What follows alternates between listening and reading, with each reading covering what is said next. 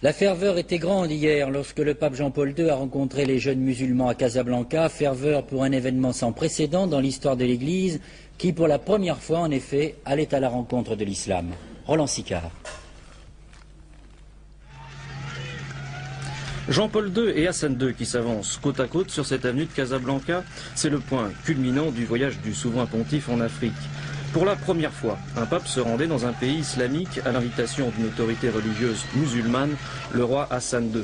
Premier temps fort, un entretien d'une quarantaine de minutes avec le souverain chérifien. Surtout, un discours au stade de Casablanca devant plus de 100 000 jeunes réunis pour les Jeux panarabes. L'occasion, jamais rencontrée jusqu'ici, de s'adresser à l'ensemble du monde islamique et d'abord en arabe.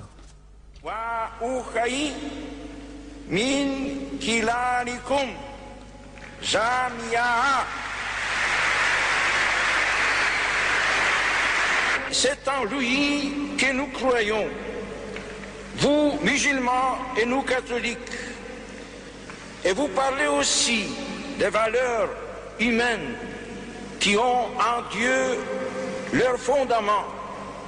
Ces valeurs qui concernent l'épanouissement de nos personnes, comme aussi celui de nos familles, de nos sociétés, ainsi que celui de la communauté internationale.